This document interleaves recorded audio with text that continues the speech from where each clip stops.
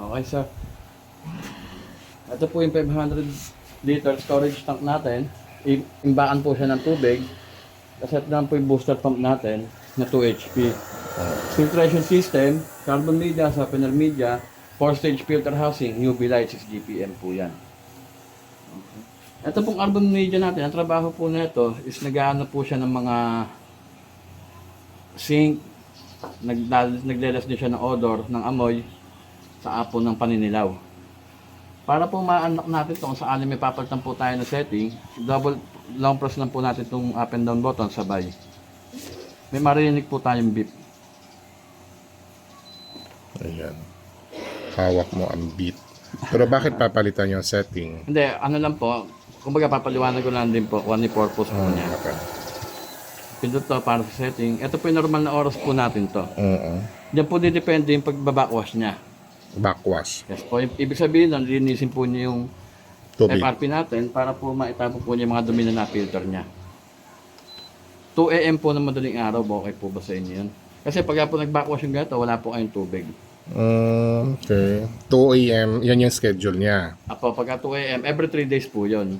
Tapos hanggang ilang gano'ng Ano lang katagal? naman po yan, 6 minutes lang naman po. Kaya, kumbaga, kasi na namin, baka mamaya sa gabi malakas ang tubig dito, para po kahit paano, madaling makapuno na tubig. Ayan po, ulit lang yan. Ito po yung days, yung may D. Every 3 days po siya. 1 minute backwash, 1 minute pass rin. So ulit po siya ng 3 beses. Ang bilang po kasi nito is 0, 1, 2. Kaya po 3 beses po siya uulit. 6 minutes po ang mangyayari. Ayun lang naman po ang process nito. Ang ano niya, procedure niya para po paglinis. Kasi ito naman po, unlock, ganoon din po. Sabay lang din po yung up and down. Same procedure. Yes po.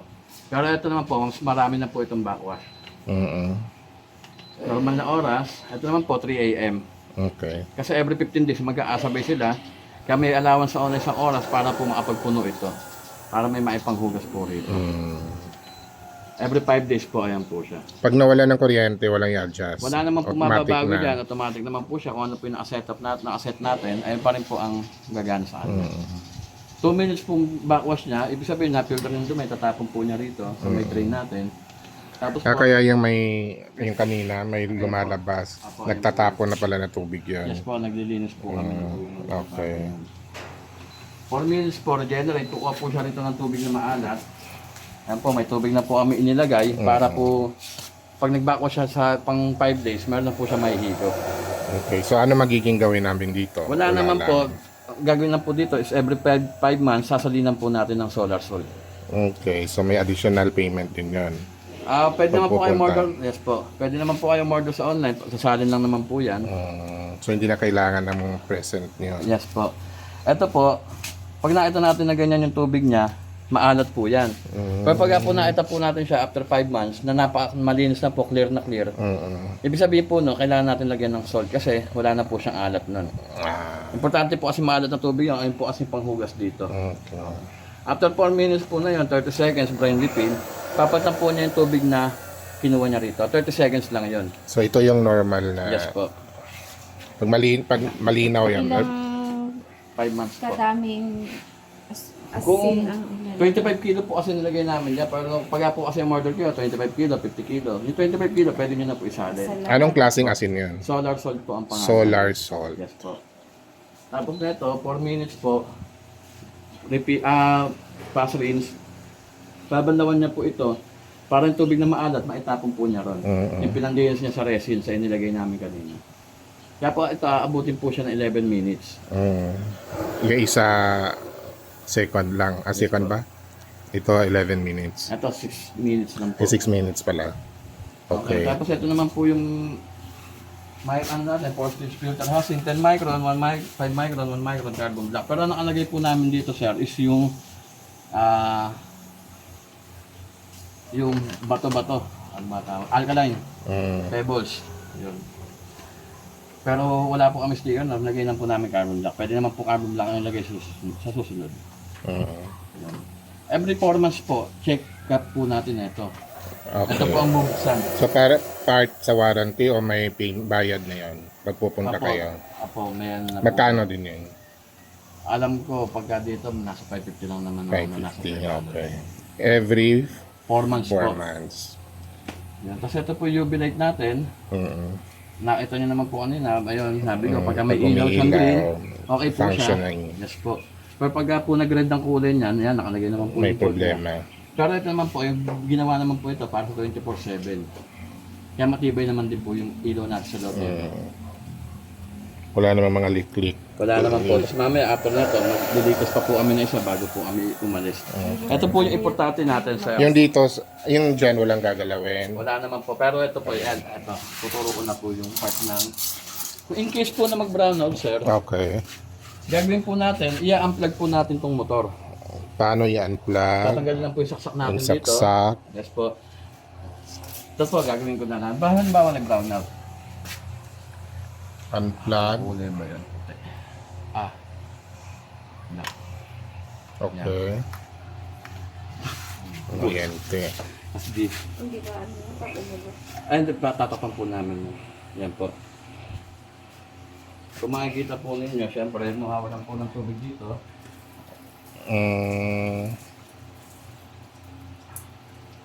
So walang power. Kasi po, walang power. Kaya po ang mangyayari, ito po ang bubuksan natin. Okay. So, Para po, pagkaroon po papasok. kayo. Pero hindi po siya pressure. Mahina. Apo, yung galing po sa may tap water ninyo. Pero dumadaan po siya ng filtered pa rin. Nalinis pa rin yun. Filtered pa rin po ang ano niya. Ang kaibahan lang, hindi lang siya dumaan, hindi lang siya Hindi pressurized. po siya pressurized na. Okay, kasi nga walang kuryente. Yes po. Tapos, ang gagawin po natin, kapag po, ano ba, nagka-power na, tandaan po natin na laging i-off to. I-off yan. Yes po. Pag nagka-kuryente na, i-off siya. Yes po. Kasi hindi natin siya po pwedeng hayaan naka-open. Aandar na aandar yung pump natin, mag-iikot-ikot lang po yung tubig. So, i-off muna, sakay saksak. Yes po. Tama po. Ay, wala na dito i-open, close, Wala na on, po. off. Wala na po. Ayun na po yun. Isa lang na to. Ayan lang. Yes po. So, ulit, pag magkawalang kuryente, i-unplug, Plug. buksan. Open po ito. Okay, ayan ay Naka-off po ngayon yan. off yan. Pagka po nakaalay sa body niya, open po. Yung ito. dito, wala. Wala naman pong gaano Wala, dito. hindi gagalawin yan. So, madam. Ayun lang naman po. In case naman po na meron po akong hindi na ipaliwanag sa inyo, sir, pwede naman po kayo umano sa office namin para po ma-guide po kayo. Sige. Ayan. Kung ano man po ang mga problema, pwede naman Hindi na magmatic na off to, no, pag puno. Yes po, dahil po meron po kami nakalagay na float valve. Tapos ito naman po ang mangyayari. Huwag po kayong magugulat kung ang motor ninyo biglang mamamatay. Halimbawa, mawalan po kayo ng tubig. Naubos ng tubig na ito. Pagdating po niya rito, automatic yan, mamamatay po yung motor natin. Dahil po siya rito sa radar natin. Protection po ng pump natin yan para hindi po siya umandar na umandar. Okay. Nang wala siya nahihigop na tubig. In case naman po na umangat na yung tubig mo, Kasi kung walang kuryente, walang papasok na dyan. Tama? hindi po, kapag po halimbawa ay wala pong supply ng tubig sa subdivision po ninyo, Oo. tapos naubos niya po ito, eh kailangan po na hindi po hihinto yung motor natin sa pag-andar, kahit wala na siya mahigo. Kaya ito po ang magbibigay sa kanya ng signal para po Matic. mag-stop. No, matic. Kapag naman po nagkatubig na siya, automatic din naman po, mabubuhay po yung pump natin. Siya na rin po magbibigay ng signal nun. Sige. Paano sa kuryente ito? Hindi ba siya ganun kalaki? Ay, inverter po itong tinake ninyo, kaya hindi po kayo mamroblema sa kuryente po na Sige, bibigay. malalaman natin. In case naman po na halimbawa gusto nyo naman na gusto nyo muna ipahinga yan, ayun, gawin nyo lang po yung sinabi ko kanina na kunyari brownout, unplug, Unflag. tapos ayun lang po. Kumbaga, normal water, tap water po ang mangyayaring supply. Malinis supply pa rin ninyo. naman eh. Tap water pa rin po ang magiging supply ninyo, mahina lang ang pressure, pero po yung water po niya is dumadaan pa rin po sa filtration natin. Kaya wala pa rin po kayong magiging... Wala naman, hindi naman siya part doon sa paglilinis ng Hindi tubig. po siya part ng paglilinis. Talagang ito lang po ang Papalakas system lang. natin ng pang-yes po. Sakto. Ayan po. Para at least kahit papaano sa kuryente. Yes po. Sige. Tingnan Ano po. pa ba? Sige po. Wala na ba? O may tanong ka ba, madam? Pag nag-overflow po dyan, Hindi naman. Hindi naman po siya mag-overflow kasi kagaya niya kanina, nahinto na po siya. Tapos ngayon, meron po kami nakalagay dito na float valve. Sir, patuktok pa ako rito. Sige. Kung kakayanin ka niyan. Ano lang magaan lang naman po. Ayan. Meron po tayo dito na float valve. Ibig Siya po sabihin, yung mag-i-stop ng supply ng tubig. pag nandun Paghanap sa po ng- level na ako. Kung nakita ninyo, sumisirit yung tunog, ibig sabihin na, papuno na po siya. Nandito na yung tubig. Kaya ganyan ang tunog niya kasi mahina na po yung lumalabas. Ilang litro po to? 500 po yan. 500.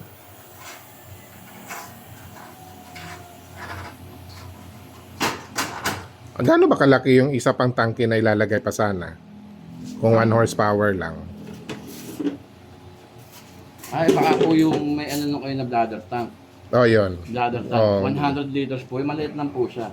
Mm. Kumbaga, ipunan lang po siya ng tubig. Pero 100 liters lang po ang laman niya. Gunsis lang yun. Ano ba? Nagugas kayo ng kamay. Hindi po under yung motor. Pero pagka po, halimbawa, nagugas kayo ng mga plato, medyo mamarang kami. Yun, Sa bagay kasi nga daw, 2 horsepower naman na, kaya hindi na nilagay. hindi na po Okay ng... Kasi ano, mabilis na po pumasok ng tubig, hindi naman po siya ma-overuse. Okay. Yung dito po, bubuksan na po yung bucket para po makita po natin kung lalakas po yung pressure. ng Yung tubig. puti. Yes po. Tapos yung kagaya na, kung gusto niyo po magpa-test ng tubig ninyo, idamay niyo na rin po yung Lahat. RO po natin. Ah, Kumuha RO. po kayo nung inumin doon, ay ng pang-inom, para ayun po ipapatos ninyo, para po makasigurado po kayo sa quality po ng sige. tubig na inilagay natin. Itong itim, ano yan? Ito pa. Oo, para saan? Ito po ang ginagamit natin para po pang... Okay. Clockwise po, papaluwag. Kala ko pang ano sa liig nito. Same lang po sila ng size. 4 lang po siya para sa 4 piraso. Pero same lang po sila. Eh kung magsira to, pwedeng yan ang gamitin. Mukhang suot naman. Sige. Yun.